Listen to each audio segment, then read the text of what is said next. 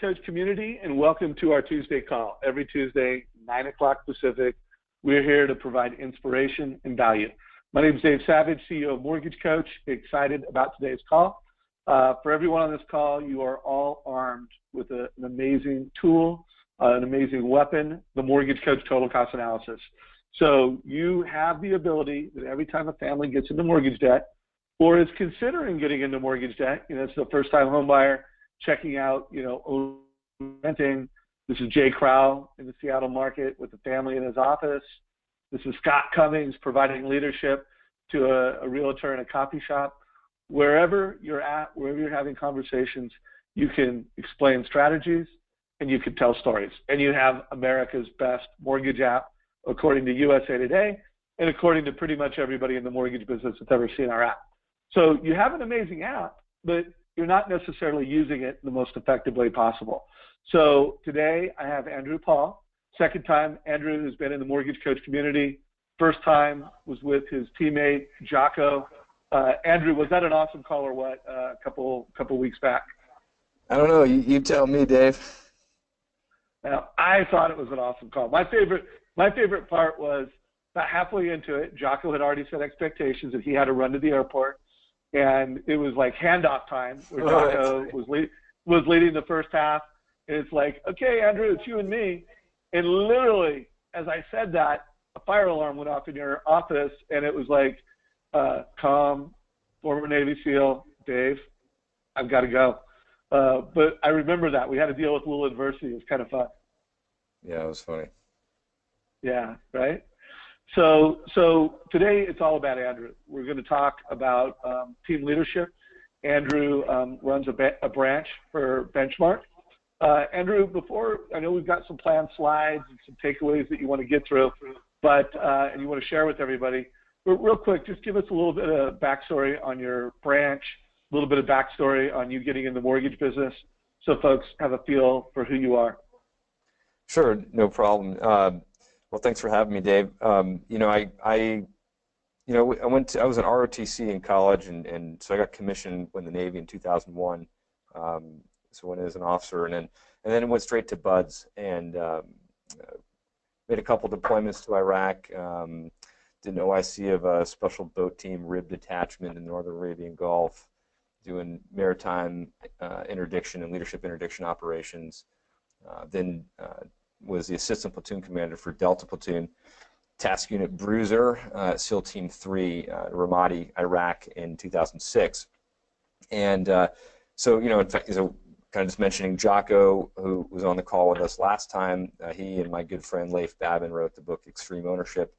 And the majority of that book really discusses our last deployment to Iraq, which was a really interesting time, a lot of combat, a lot of great work done. I was very fortunate to be part of a very successful operation, just to be one part of it, and to see great men go forward and serve their country to protect us and to make a difference in the world. Had two kids born on back-to-back deployments, and so after that second deployment, I had to make a tough choice to leave active duty service. I stayed in the reserves, but just needed to be home for my family. I had two boys, and my wife was kind of ready to tap out. So I missed the SEAL teams. I missed serving my country. It was a dream job, truly, something I had wanted to do my whole life. Worked extremely hard to be able to get there, and then an incredible honor to be part of such a great organization. But my heart was torn in two directions. And in the last 9, almost 10 years that I've had to raise my two boys into the young men that they're becoming, I wouldn't trade it for anything in the world. But leaving active duty in February 2007, I went right into the mortgage business. And I often joke because, that's the natural transition, right? You go from jumping out of planes, blowing things up, shooting things, to mortgages, right? I mean, you're right. Yeah, natural pipeline transition there. Now, the reality is that I was led like the Pied Piper by a guy. I went to go work for him in his office. Thought I was going to make $1 million. He probably was making $1 million. But this was the time of stated income, and I had no idea what any of that stuff was or what it meant. Needless to say, I jumped into the deep end of the pool and did not know how deep it was. And keep in mind, this is 2007. So those of you guys who've been in the business, for more than 5 or 7 years or so know that that's about the time that everything hit the fan. And so I left and lost a steady 2-week paycheck, a job I loved, to basically a straight commission arrangement. I had houses and properties I couldn't afford that I had also bought on stated income loans. Crazy when I look back on it. Didn't know what I didn't know. And so I struggled a lot with my transition, to be perfectly honest with you, and for a number of reasons. I mean, I struggled financially, just kind of hinted at that a moment ago. Struggled to just build a new business in a very difficult market, and struggled with my relationships, struggled with a new identity in terms of what my point and purpose is now that I've left something that I had worked so hard for so long. But I just put my head down and I just worked extremely hard, and too dumb to quit. Probably how I made it through Buds. So here I am 9.5 years later, still slugging away here in the mortgage business. But things have changed. I'm definitely on the other side of a lot of financial challenges and emotional relationship challenges and things like that. Running a branch, we've got a great team, a couple loan officers, and so here I am today. And I'm still in the reserve. So proud to serve my country and honored to be associated with the SEAL team still. So that's kind of it in a nutshell. I'll just say this, there are, for sure, well over 100 people on this call, and there are producers and managers who've been in the business longer than I have, certainly do more production than I do, have more experience than I do. But we can all learn something from each other. And so I'm the kind of person, I'm committed to a lifetime of learning. And I like to say, be humble. Be humble or be humbled. And so you can kind of choose which you prefer. I like to remain as humble as possible and remain open to learning. You can always learn something from somebody. So to those of you who have more experience and are doing more production than I am, I know I've got a lot to learn and can certainly learn a lot from you. And I just hope that whatever I can share today, insights from my experience in the SEAL teams and leading men in combat, and then that transition to mortgages, perhaps I can share something useful for you today. So that's my hope, is that you get something out of this. There's some value here. So, well, I can assure everybody on the call they're going to get a tremendous amount of value. On behalf of the whole Mortgage Coach community, thank you for your service. It's truly an honor to have you as part of our community and to have you on this call, Andrew. So real quick, just so folks do have some idea of the production and your team, what type of volume are you doing right now, and what kind of volume have you done over the past, just let's say a year, so we get a feel for your mortgage engine? Yeah, so last month was a pretty good month for us. Did 12.7 million for 31 units. I think this so far year to date, we're at 49 million, almost 50 million so far. That's like through yesterday even, and about 120 units. And I think last year was, I looked, Dave, right before the call, it was like 165 units or so for 65 million volume. Now, and one distinction I would just make is that 85 to 90% of my business is VA business. My business works exclusively by referral, and everybody I know is in the military, and obviously a pretty natural connection for me to help a veteran. That's the majority of my business. Well, first of all, that is you are among the top 1% mortgage professionals in the country. So to your point, there are folks that may be doing more volume than you, but you're a 1%er, brother. And by the way, I did invite Danny Harani, who also is in the San Diego market and is part of the Gaylord Hanson team, just a complete all-star. So Danny is going to help me interview Andrew. Danny, welcome to the call, brother. Thanks, Dave. Appreciate it. So feel free to jump in when you want to make sure we pull the value out of Andrew. I mean, we're interviewing someone super special in our community. Really looking forward to learning from you today, Andrew. So I know you put some thought into what you wanted to share to the Mortgage Coach community. Everybody on this call, is dedicated to being a trusted advisor. Some folks on this call are originators, some are branch managers, and we also have a lot of regionals and heads of production that are here. They may not be active in producing loans, but they're here to get best practices to bring back to their own sales meetings in sales rallies. So, Andrew, if you could, from your perspective as a Navy SEAL, and bring that to the mortgage industry, what can we learn from, a leadership perspective? Yeah, so, great point too. So, I mean, we've got on this call for sure, we have loan officers, we've got managers, both producing and non-producing. We've got people who are brokers, we've got direct lenders. It's a full gamut, but even if you're not leading a team right now, you're leading yourself. So pretty much everything I'm going to share scales. So, whether that applies to you, whether it applies to you and an assistant or a production partner, or whether that applies to you and you're leading a team of 10, 15, 50, 60 people, all of this is applicable. So, with that, let's get in, because we titled this How to Build, Lead, and Manage Winning Teams, okay? So first of all, I want to just talk about lead versus manage. And I hear people use these terms interchangeably, but they're not the same thing. First of all, you lead people, okay? Mission, you lead a mission. You set strategy to a certain degree. You oversee some of the tactics. You help set the vision. Manage, think administrative, okay? You manage an office. You manage equipment. You manage a process, a timeline. You manage a P&L, a budget, etc. Relatively speaking, management is easy. Leadership is hard. If you're a leader and you're leading a team of 3, 4, or more, I would recommend that you hire someone to manage. Make sure if you're the leader that you're focused truly on leading, and you have a key team member who you oversee who handles more of the management tasks. And try not to confuse the two. And maybe for some of you that's the first time you've heard that distinction, but there's a difference. So, people are hard, and the reason is that people are all different. And they're motivated by different things. They've got different goals, different personal priorities. And you as a leader have to bring all these different people together to accomplish a mission. And so there's not a one-size-fits-all. You have to adapt your style and you have to adapt your approach depending on the situation and depending on who you're talking to.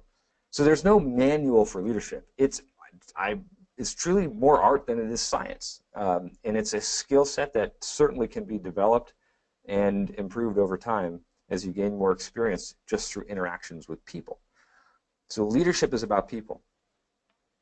Now, to truly lead people, you must define the mission, set the vision, develop the strategy, oversee the tactics. Although I don't recommend that you do this in a bubble, right? And more on this later if we have some time, okay? But so just real quick, a few words on tactics, because I'm not going to get so much into tactics today.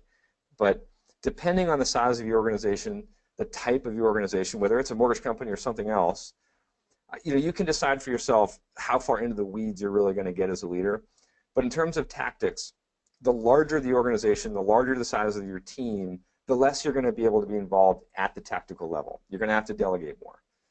You have to train your team more. You're going to have to do more setting of the mission objectives and your intent as the leader.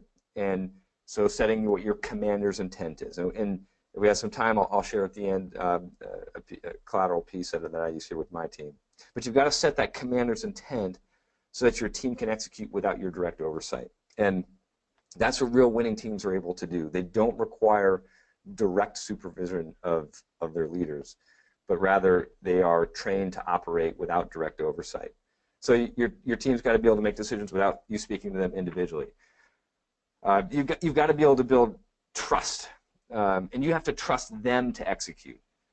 If there's a point where you don't trust them, it may be because somewhere in your heart that you haven't devoted enough time to training them to execute in your absence. But for purposes of this call, without knowing specifically, everybody on this team, like we said, has got sort of a different structure, size, etc. So I don't, without knowing specifically each of your team structures, it's too hard for me to give specific advice as to how far into the weeds you should be. So we're going to take this up a level, kind of maybe 10,000-foot view, you could call it, and just I'm going to talk more about your job and role as a leader. So the leader's job, number one, own everything. Own everything. assume nothing. You take complete and absolute responsibility. You take complete responsibility both for success and failure of your team. In fact, rather I'd say give credit to your team for success and take responsibility for the failures. Because you can't hold someone accountable for something that you haven't clearly defined as an expectation or you haven't clearly trained them for.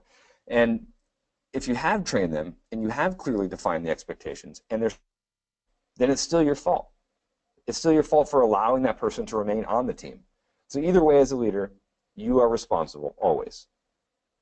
And just a quick kind of story from the Navy, for example. Okay, the captain of a ship is 100% responsible for the safety of the ship. So if a ship runs aground, the captain is relieved of command immediately. And it could be a situation where the captain's asleep at the cabin, in his cabin in the middle of the night, and someone else is driving the boat or standing the watch. But if the ship runs aground or crashes, the captain is done. Either way, he is responsible and accountable.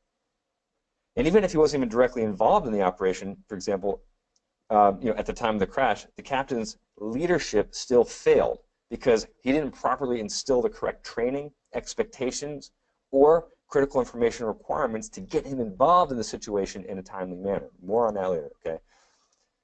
So the failure of the ship in that example is a reflection of the failure of the captain's leadership.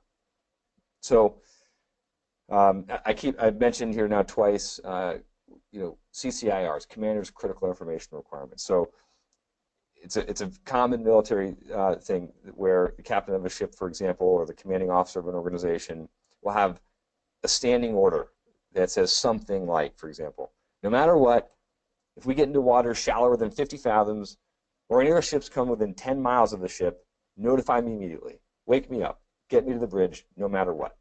Right? So it's sort of these critical pieces of information. If this happens, no matter what, I need to be involved right away. Other than that, he has folks that work for him, and he trains them to operate and to run things without his direct supervision. So I have this commander's intent or commander's critical information requirements that I've adapted, kind of borrowing that for my team, which at the end of this, we've got time, we'll review, I'll share that with you, okay? But the bottom line is that, where I said own everything, this is a little bit in reference to Jocko Willink's book, Extreme Ownership. If you've read that, or if you're aware of it, if you haven't read it, I highly recommend that you get it. You'll get a lot of really neat stories and practical leadership examples, most of which comes from our last deployment before leaving active duty. But the bottom line is this: great leaders have clearly defined expectations. If someone who works for you isn't performing or doing what you want, there's a failure or breakdown of some kind, and that's your fault, and you need to take responsibility for that. You've got to clearly define what you want, and that's reasonable, right? You'd be surprised, though. I've seen this. You'd be surprised how few so-called leaders are willing to do this, to take this level of responsibility for the performance of their team.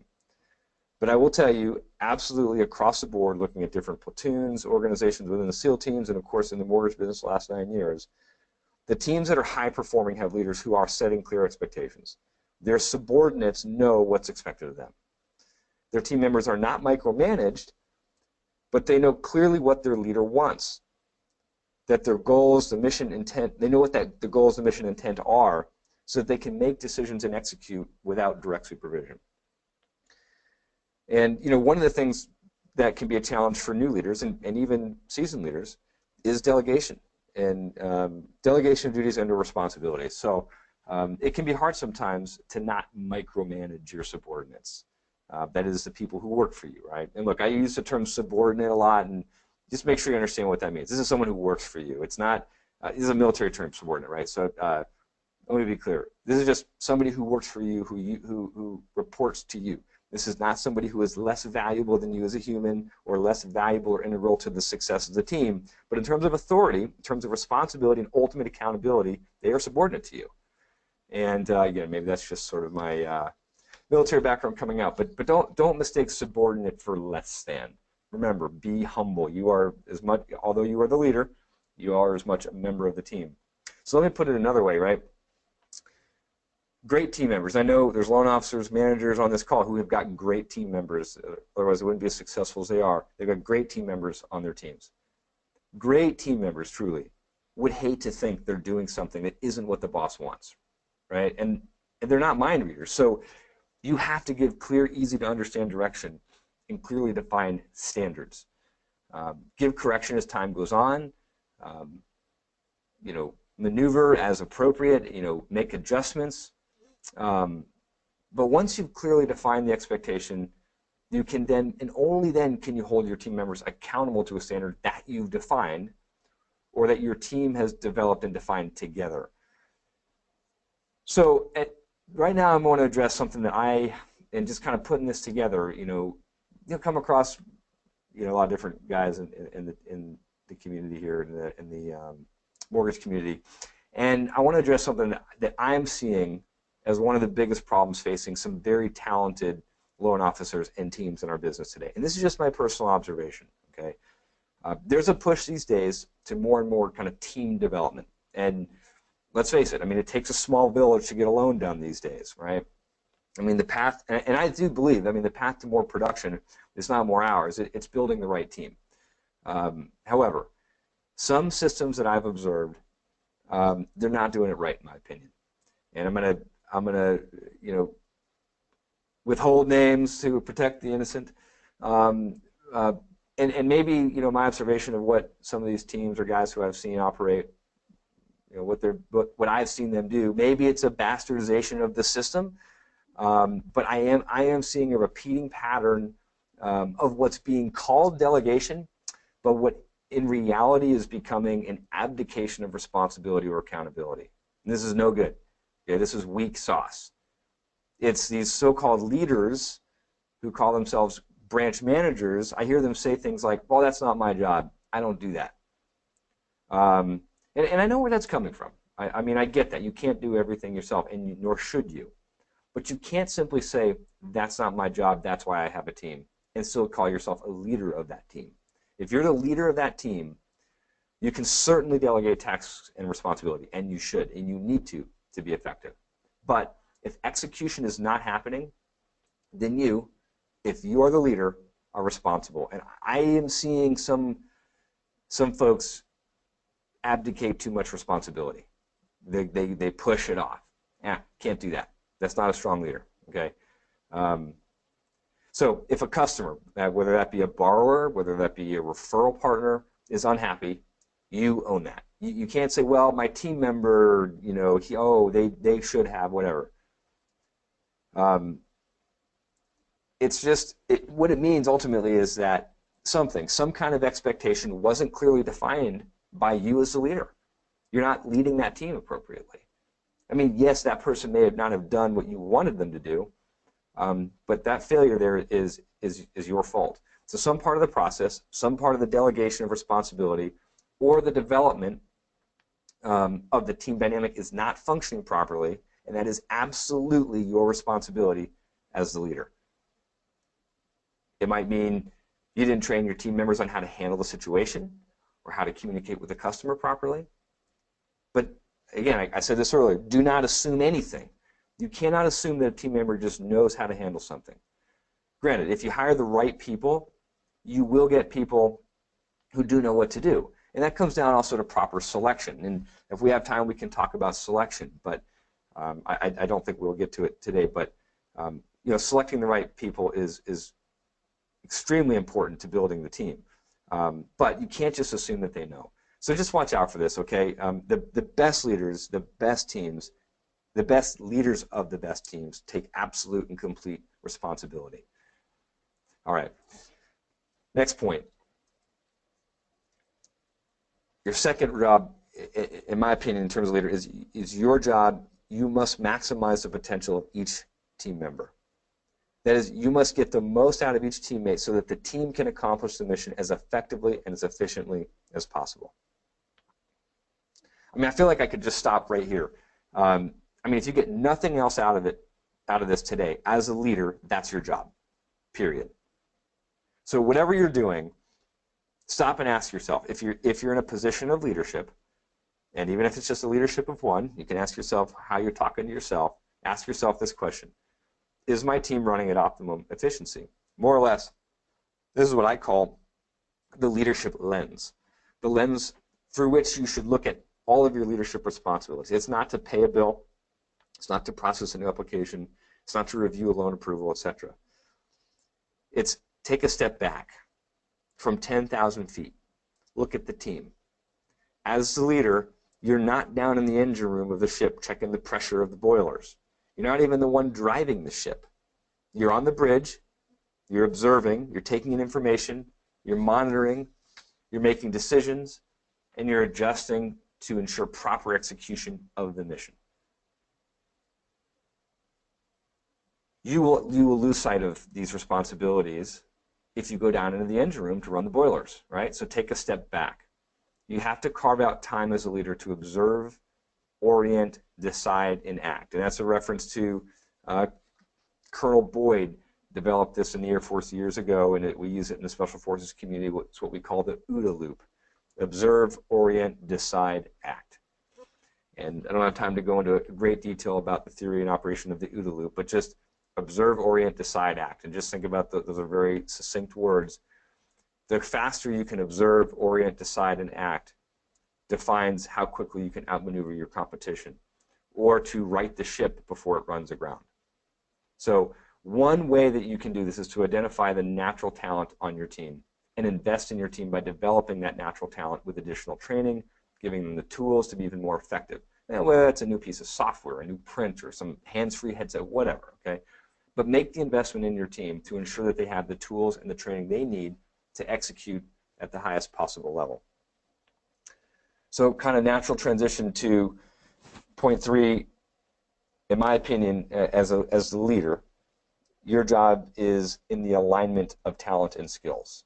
So the bullet point, align unique skills and talents of the team to the duties associated with the mission, which you've defined. You either define that yourself or hopefully you've defined it in a working group with your key leaders. I'd say, look, forget being well-rounded. Play to your strengths and the strengths of your team. Something I've seen, and frankly, I think that it's something that I do pretty well, or I try to do well, is to identify where the unique skills and talents are of my team members. And everybody's different. Everybody brings something else to the table. There's no reason to force a square peg into a round hole. So sometimes, like I said, I think the idea of being well-rounded has gone a little bit too far. On the one hand, especially if you have a small team, people need to be cross-trained so that there's redundancy. You don't want to be like one sick day away from a complete failure of the team, right? So if you have a small team, it probably is important that if a person's out or they take a few days off for vacation, that somebody else can step in and fill the role and responsibilities of that team member. But you should have people making phone calls, for example, who are good at making phone calls. Some people are just, aren't into phone calls, right? They're not personable like that, right? Some people are very methodical. They're just paper-oriented, and they're just not comfortable on the phone. And those are the folks who should be reviewing your documents or that the borrowers submit. I mean, you get the idea, right? But take an inventory of your team and ask yourself, are the team members and the unique skill sets of those who work for me matched appropriately with their duties and roles on the team? Again, that's taking that step back and looking through the leadership lens. So, yeah, so there you go. Last point on the leader's job is question everything. Ask why. As the leader, you should question absolutely everything and create a culture that encourages your subordinates to question everything, and that includes questioning you. Do not settle for the status quo. This takes time to develop this culture. Most people are not prepared, and sometimes they also don't know how to appropriately question their boss. There's a respectful way to say, hey, that doesn't make sense, boss. Maybe we should consider this. And I'll get more into that in a minute. There's a quick story here, and some of you have heard this before, but I love this, and I use this as an example with my team all the time. And it's it's been told many different ways, and it's the story of cutting of the ends of the ham. So I'll just read this quick story to you. So a young girl was watching her mother bake a ham for a family gathering and noticed her mom cutting off the ends before placing it in the oven. "Mom, why do you cut the ends off before baking the ham?" she asked. "I I think it helps soak up the juices while it's baking. I'm actually not sure, though. That's just the way your grandma always did it. So I've just always cut them off. Why don't you call your grandma and ask her? So the little girl phoned her grandma and asked, Grandma, Mom is making a ham. And she cut off the ends before placing it in the oven. She said it's probably to help soak up the juices, but wasn't sure. She says, you'd know because she learned how to cook from you. Well, that's true, said the grandma. I do cut off the ends of the ham before baking. But I'm actually not sure why either. I learned how to cook from my mom. You should ask her. So the inquisitive little girl called her great-grandmother and said, Great-grandma, Mom and Grandma said that they learned how to cook ham from watching you. Do you cut off the ends of the ham to help it soak up the juices? The great-grandmother chuckled. Oh, no, sweetie. I just never had a pan big enough to hold a whole ham, so I always had to cut off the ends to make it fit. So the allegory of this, it's not new. Again, been told numerous times in different ways, but it's a great example of where people can easily fall into a routine of doing things a certain way and they don't question why. Why do we do it this way? The analogy for us in the mortgage business is why is that a guideline? Why is that required? Why does this document have to be signed? And I probably drive everybody at my company crazy. I question the crap out of everything. Look, there's a respectful way to do it, and oftentimes I preface it with, "Hey, look, help me understand this. I'm just trying to learn here for myself." But why do we have to get that signed before we can do X? It just doesn't make sense to me. But question everything, and I have tried as best I can to give everybody on my team permission to question, and there's a balance there, right? I mean, you have to do it respectfully. You have to do it, and sometimes you just have to execute, and you don't have time to stop and question everything. But so it's a balance between when you're in the thick of it. But I would say that question everything. So you have to foster a culture that encourages questioning the status quo, and I truly believe that will help you create a team that will grow and become effective in the market. But to do this, you have to build trust with your team. That is, they have to trust you that they can address a shortcoming without fear of reprisal from you. So personally, unless there's a clear pattern of repeated failure, I care very little about who is to blame for something. I'm most interested in what happened and why, and how we can get better as a team. And that, to me, is a fun part of as a leader, is constantly questioning, trying to figure out how we can get better, And I will tell you, hands down, in the SEAL teams, we have this kind of culture. And, unlike some organizations that are very rigid, we have a very unique culture that allows the most junior man to question his boss and his leader. And again, there's a respectful way to do it. And there's a time to stop questioning and just say roger that and execute, okay? But everyone down to the junior man can question the plan. Not only is it encouraged, really it's expected that even a new guy in a platoon should address a concern over safety. And look, the reality is you never know where the next great idea is going to come from.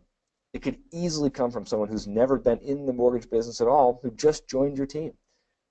Everyone who's been in your team or been in the mortgage business for 5, 10, 15 years, maybe more, maybe just doing it a certain way because, story of the ham, right? They're just cutting off the ends. Well, that's just what we do, right? They've just gotten in a routine. But a new person who comes in brings in a perspective that the rest of the team may just not be looking at or looking for. So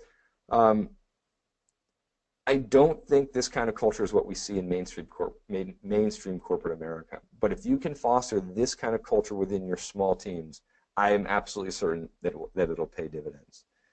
And just one more example on this. In the SEAL teams, we debrief everything. There's an after action, an AAR, for everything. And sometimes, I'll admit, it gets a bit annoying, but every AAR, every after action report is a learning opportunity. Because we debrief everything, we have a culture that literally expects a debrief every time. So, for example, we'll be out in the desert training, and we'll be doing what's called IADS.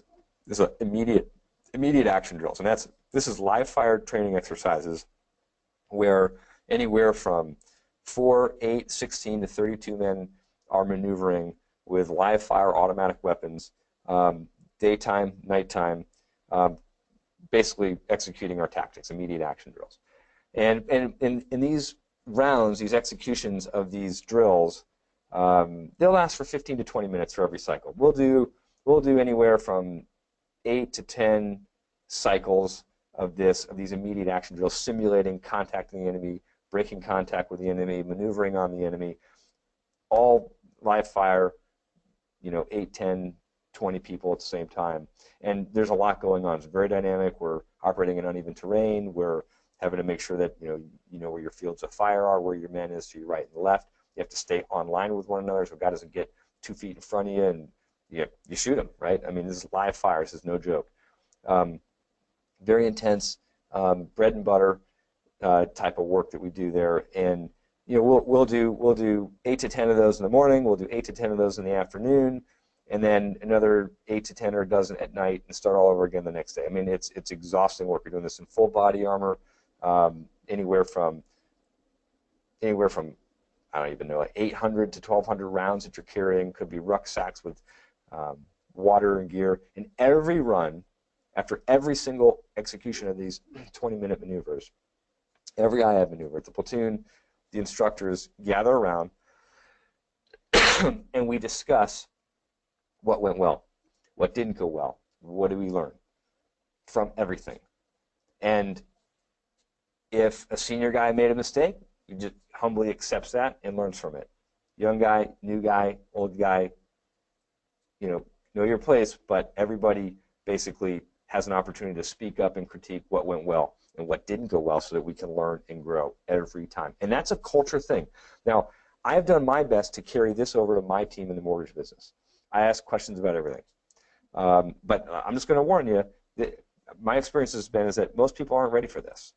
And if something goes sideways, for example, I start asking questions, right? What happened? How did we get here? Where was the point of time that we got off track? Where's that point of failure? But here's the deal. When I do this, I am not trying to find out who did something wrong so that I can assign blame. Truly, I'm not. I could, again, I'll take it back, unless it's a clear example of a repeated pattern of failure, I really do not care who did it or to blame them.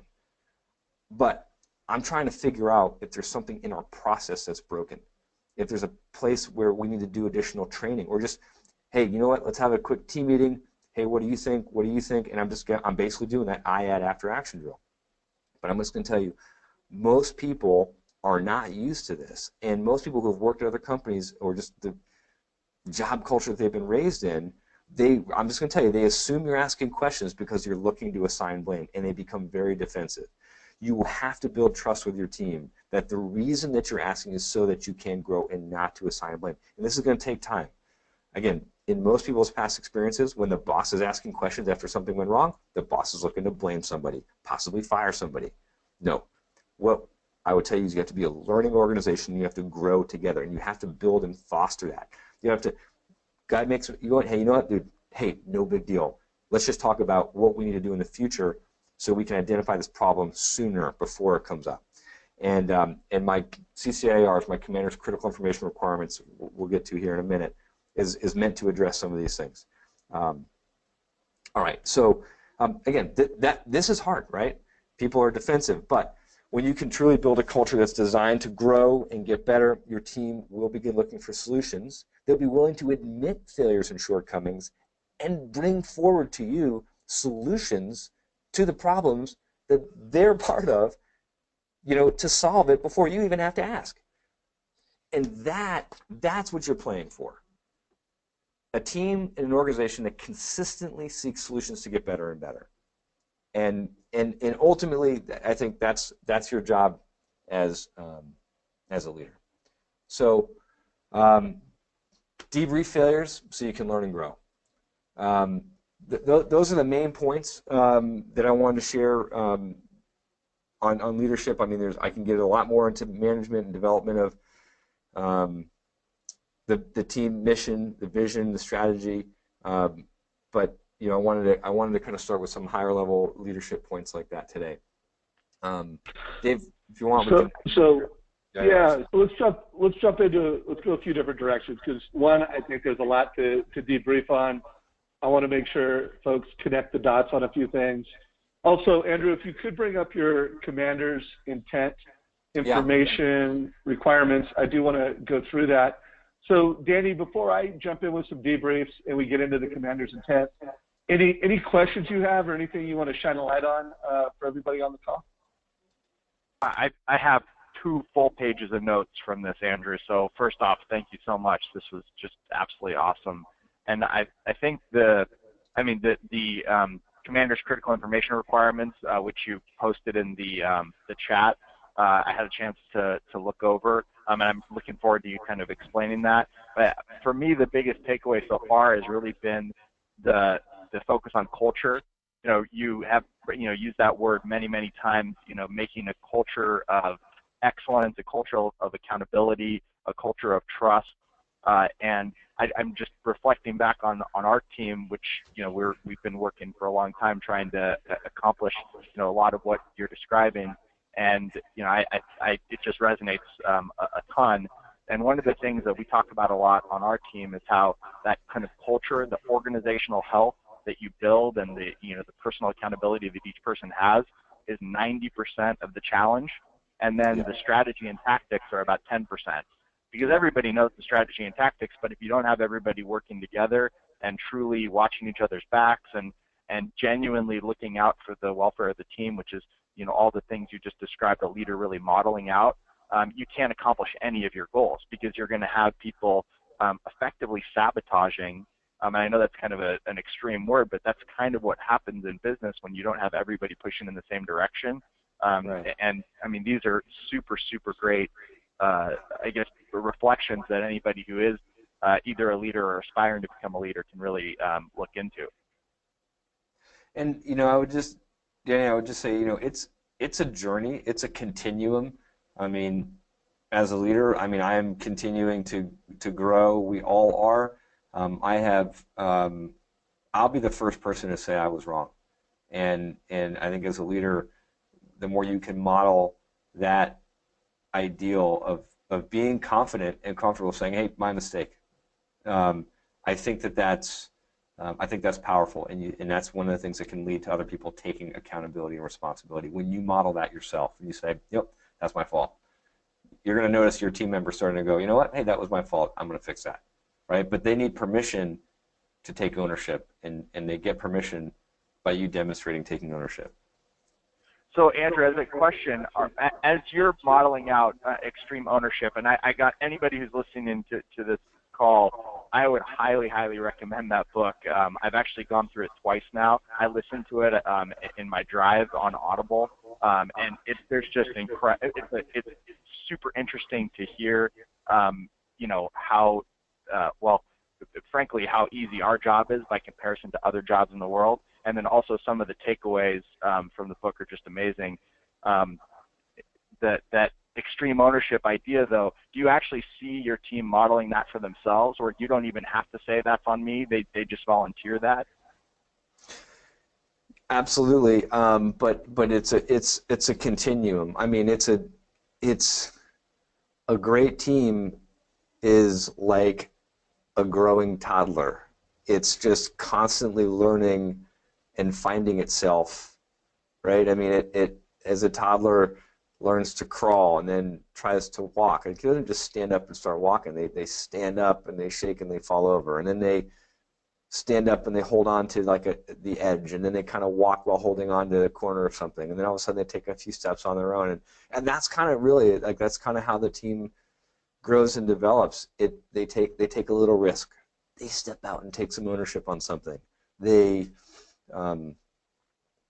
try something new, and they're willing to risk being wrong because you've encouraged them to innovate and try new things, and show them that, hey, if they're out there innovating and trying to find a new solution, that they're not going to get their pee-pee spanked for doing so. In fact, you want them to do that, So, sorry, maybe I went a little Navy on you there. I'm trying to keep it clean for you. But it takes time. You can't expect people to just do that right out of the gate because you hold a team meeting one day. and sort of walk in like Moses coming down the mountain with your new proclamation on how you expect them to operate. It takes time, and it's a trust that you build in them, and they begin to trust you by how you respond to their to them taking chances and taking ownership and responsibility. Like if they come and say, hey, I messed this up, you don't dump down their throat. You go, okay, got it. What are we going to do next time? Cool.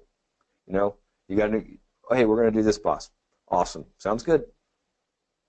Can you share the specific structure of your team just so that we can all kind of visualize it and have context? Yeah, sure. Yeah, I mean, the only risk is just keep in mind that like everybody kind of has so many different models out there, But for me, so I'm a producing branch manager, and so I am involved in loans. I meet with clients. I have a production partner. What I call production partner, the loan coordinator, some people might call it, and she takes basically everything, basically from application to pre-approval, and I have a processor, but my processor does a lot of things that a lot of processors don't do. My processor chases conditions, communicates with borrowers, and once an offer comes in, for example, my loan coordinator, she works the file up, and then I review it. And I still review the files, but we have a great working relationship where I just sort of have high points that I'm inspecting. And look, this is just sort of another term. I think it was Schwarzkopf who said this. He said, a manager gets what a manager inspects. So if you set the standard and you don't inspect, then don't be surprised on what you get. So whatever you inspect, the team learns that that's what you're going to be holding them accountable for. It's just sort of a human nature thing. So if it's important to you, make sure you are checking it from time to time. But obviously, you're playing for a team that's got great initiative. But anyway, so she prepares the files, I review and meet with the client, and then offer gets accepted, for example, and she then takes the file, works everything up, puts the disclosures together. I review the terms and terms of rate and things like that. But then she'll send out the disclosures, and she takes it and sends it right to my processor. My processor just does another double check on income, but it's pretty much good to go.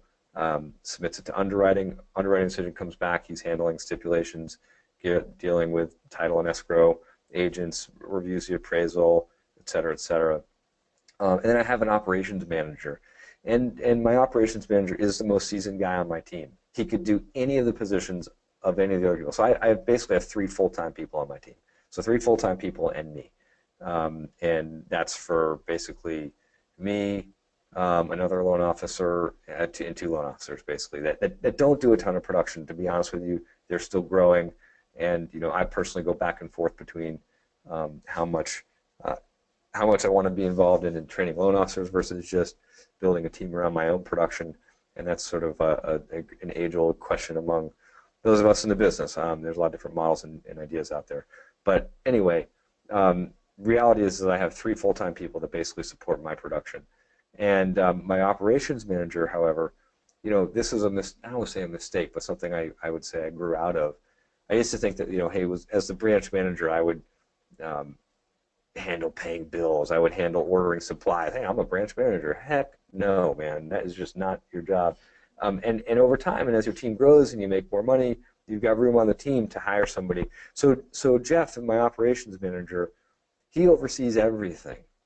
I mean, a loan comes in, goes under contract. He's aware of it. He's tracking it.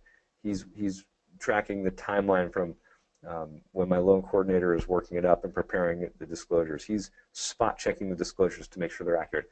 At Benchmark, we do our own disclosures at the branch level. I know that's different. Some companies, they have like a disclosure department. So that's where, depending on the design of your team, it could be different for you. But for us, that's what we do.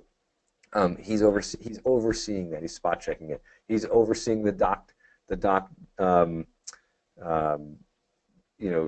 process. We have a doc department, but he's the one who's making sure, like up front, I've sort of defined the terms, cash to close estimates, things like that. And when we get down to closing, he's making sure that as our doc drawer is coordinating with the escrow company, that the bottom line numbers to the client, the expectations that I set with my client in the beginning, is in fact being delivered. Credits are being applied appropriately. A credit from the seller is actually on there. That type of stuff happens. The borrower's supposed to get a $3,000 credit from the seller, and you get down to the closing, and it's not in there. Well, he's checking that kind of stuff. He is making sure that what I articulated to my client up front is what they're getting at the end. And that's, you'll see that kind of throughout my CCIRs. But my operations manager, so he oversees that stuff. He oversees a lot of the compliance stuff, make sure the disclosures are done accurately, right? So there's no real critical costly mistakes of like not disclosing a fee or something like that. But my team, if they want time off, if there's something wrong with their paycheck or something, he handles all that stuff. I'm not involved with that. That's Andrew. Hey, Andrew, let me jump in real quick because we've got about 9 minutes left. Okay. I want to make sure you go through these CCIRs. Also, folks, there are a copy of them right now in the handout section of the GoToWebinar control panel. You could download it. So those of you who are asking, hey, can I get that? You have it. You just need to download it right now while this webinar is active. And if you are listening to the recording, we will put a link to this document in the description of it if you're listening to the recording. But if you could make sure we get through that, and then let's try to leave a couple minutes at the end just to finalize our debrief on today's call. Got it. All right, let me zip through these CCIRs, and let me just say this. So, this is what I've defined for me at my level, for my team, the dynamic of my branch. These are the critical pieces of information that I'm willing to delegate authority and responsibility so that my team can maneuver without me. But if these things happen, right, if I'm asleep at night on the ship and another boat comes within 10 nautical miles of this great ship, this great American destroyer, I need to know right away. If another ship comes within 10 miles of this baby, I want to know, right? So that's my version of this. So you can read it, but this is going to be different. This could be different for everybody, truly. These are just, hey, look, these are my personal deals, and I've shared this with you guys. Don't go republishing all this. Look, I hope you can learn something from it, but build your own, because to make it truly meaningful and valuable, you have to own these words. Just printing off a copy and handing it to your team members at a team meeting is not going to have the same kind of meaning, okay? There's as much in the process as there is in just with the words on the paper. So introducing this to my team, who may not be familiar with what a CCIR is, Commander's Critical Information Requirement. So you can see right at the top, I'm defining it, right? Borrowing a term from the military, I'm providing you with my CCIRs, or Commander's Critical Information Requirements. It's expected that if you become aware, and my team knows this, if you become aware of any information outlined below, that you inform me right away. These are the things that I always want to know about, as I view them as critical in facilitating timely information management among the relevant parties to the transaction in order to ensure successful mission accomplishment. This success is defined as closing on time or early, with final closing costs and rate being equal or lower than estimated, while delivering an optimal customer experience in order to earn future referrals from our clients and referral partners. Over time, these may be amended, and I will provide you with clear guidance whether that is to add, remove, or further clarify the types of information that are determined to be critical, or modify my intent as the branch manager. So communication. And I just this part's a little light here, right? Hey, no one in this office has ever been accused of over-communicating with clients. And I'd say that's true for everybody, right? Has anybody ever said, oh, just stop calling me, I'm just so sick of hearing from you, right? So no one's ever been accused of over-communicating with a client or referral partner or an underwriter. If you're unsure at all whether someone understands something, leave no doubt and further clarify. And this is really important in our day and age today. Email is merely a tool for communication and dissemination of information. However, right, if you've taken a communications class, studies show only 7% of communication is verbal. 93% of communication is nonverbal. The nonverbal component is made up of body language, 55%, tone of voice, 38%. Therefore, do not rely solely on email. When in doubt, pick up the phone and call the person. I can't tell you how many people hide behind email and text today. You could solve something that took 3 hours. You could have solved it in 2 minutes just by picking up the freaking phone. Pick up the phone. All right, cash to close increase. If at any time during the course of the transaction things change so that the estimate of cash to close from the borrower increases by more than $1,000 provided them, I need to know. That's, to me, like, there's a little bit of wiggle room, right? We provide an estimate, but if things go up, and I got to have a talk with a borrower. I don't want my clients being like, hey, wait a minute, this is way more than I was expecting, okay? So cash to close increases for some reason. Like, maybe I thought their insurance policy was going to be $900 a year, and all of a sudden my processor's getting the, the insurance, and all of a sudden they get some policy and it costs $2,200 a year. Hey, whoa, wait a minute, that's not, I don't typically see a policy that costs that much. That's going to change their cash to close. I just need to have a conversation with the borrower so that they're prepared and not surprised at the end when the bottom line is much higher than initially expected. DTI increases. And this is kind of in the weeds a little bit, but hey, if a file is submitted with a certain DTI, but later new debts are discovered, right? New debts, kind of a big deal. Insurance costs go up, or qualifying income goes down based on what we qualify, such that the DTI increases by more than 5% from what we initially calculated at submission to processing. I need to know. Now, this is really critical if the DTI goes up by 5% and the total DTI is now over 41, certainly if it's over 45 or 50 in the case of VA, because that's where you really start to see, like, you might get a DU approved at 48, and for whatever reason, without getting too far in the weeds, there's a litany of reasons this can happen, but I'm not going to get specific right now.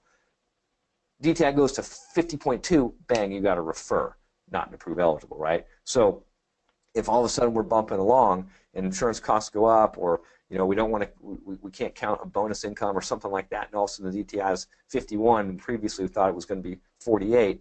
Ooh, hey, I need to know, because that could be impacting our DU approval, for example, right?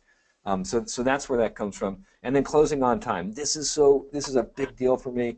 I am blown away at how many times I hear from agents or people who say, oh, we were, God, last minute or 2 days before we were supposed to close, I found out we needed an extension. Bull crap. Like, if you are on top of your process, I can tell you 15 days in advance whether or not this thing is going to close on time. Anybody who says a day or two before, and I mean, oh, all of a sudden I need a week extension. No, asleep at the wheel. Asleep at the wheel. You can forecast out, if you are on top of your process, 2 weeks in advance whether you're going to close on time. Do not wait to the last minute. So if a loan's not going to close on time, I need to know as soon as possible, right? Look, the earlier in the process that we can identify a timeline problem, the better chance we have of rectifying the timeline. You only got 2 days left in the process, you don't have a lot of wiggle room, right? Look ahead, determine when files need to be submitted for CTC. If this critical window is missed, and so we define critical points in our process where loans got to be resubmitted, where we got to have the CD out, etc. If that date comes and goes, boom, I need to know right away, because we are probably now going to impact timeline. Or I need to know as soon as possible so I can either call in a favor, move the time, the pipeline around or whatever to pick up a day or something like that. Do not wait until the day before closing to tell me that we still do not have CTC. I mean, we're way beyond this at this point, but I know there's lots of people out there struggle. This is critical. This is going to determine whether you get a referral, whether this person's happy with your service or not. And this is sort of just a personal thing for me, and this was kind of more to my team in booking appointments. In general, don't book more than 2 in-person appointments for me in a single day. I meet with a lot of my clients one-on-one, and my meetings go anywhere from an hour to an hour and a half. I pour a lot into my one-on-ones because my passion is helping and serving my fellow veterans. I have just found personally that if I meet with more than 2 people, that's like 3 hour plus of one-on-one meetings. It takes a lot out of me. Unless it's by extreme exceptions, don't schedule more than 2 in-person appointments for me in a single day. The earliest appointment available is 9 a.m. because I'm in the office working. I need to get work done before then. I'll start seeing appointments at 9. And then, look, I got to balance. I'm coaching my kids' football team. I want to get home, see my family. So my last appointment's at 4 p.m. because if it's an hour, hour and a half, then I'm wrapping up at 5:30. Got a few emails and phone calls to make after that. Leave the office 6:30. That's a great day for me. Exceptions can be made to this appointment schedule, but only with specific approval. So that's it. Yeah. Andrew, so first of all, this has been incredible, and we could go for another hour. I do want to make sure we shine a light on an event that's coming up in a few weeks. I know Jocko, who we did the interview, we talked about that. By the way, if you missed the interview between Jocko and Andrew, I posted a link to that in the GoToWebinar control panel. And also I'll post a link for anybody that's listening to the recording. But could you just give a minute overview on this event? And I know you're going to be one of the speakers at this event, because you served with Jocko. Yep. But, give a quick commercial. I mean, this is something I know, Danny, I know you and your team already signed up, I think. Didn't you and your team sign up, Danny? Yeah, 5 of our team will be there. That's great. Right on. So the Gaylord Hanson team is going to be there. Go ahead. This is going to be very unique. I mean, you read the book, but I truly, there's nothing like this in the marketplace for you to get this kind of hands-on leadership experience from combat leaders. And look, it's not about going to combat. We're not going to teach you that, but we're going to take lessons that were learned, in the fiery furnace of actual combat, and a perspective that you just can't get this kind of perspective. It's going to be hands-on, it's going to be intimate, and it's going to provide a unique way for you to look at problems and how to solve them from, I think, a perspective that you just can't get from any other kind of leadership kind of event, book, or system. So 2 days in October, it's going to be hands-on. There's going to be some great experiences. I know that you will leave with a $10,000 idea for sure. People who go to these types of events know that, hey, $23,000, $25,000, $3,000, it's nothing. You leave with one idea, it could be worth $100,000, and you're not going to get this anywhere else. So sign up. I think registration is closing. I know there's only a few slots left, and that's not a sales pitch. We want to keep this as intimate as possible. So it's intentionally not going to be allowed to grow over a certain size. So and I know Jocko just posted something the other day. There's just a few slots left. So sign up. It'll be great. There'll be some good workouts and some really unique experience there. I hope you can make it.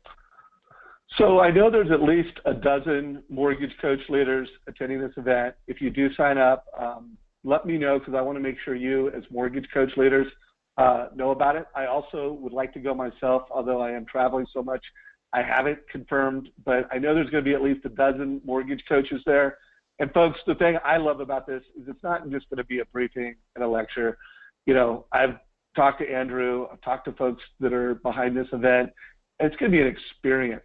I mean, this is going to be a place where you're not only going to get ideas, you're going to grow as a leader within the experience itself.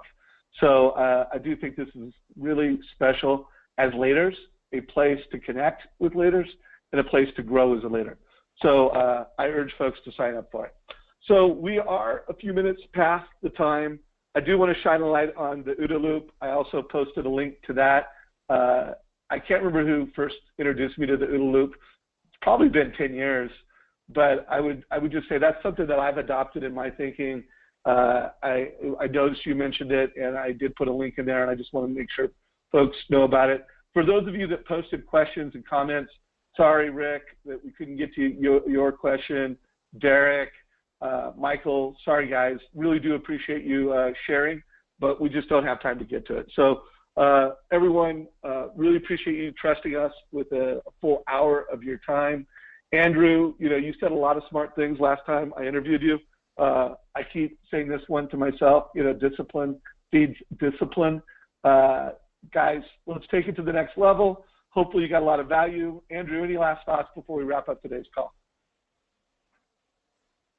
Constant commitment to growth and learning.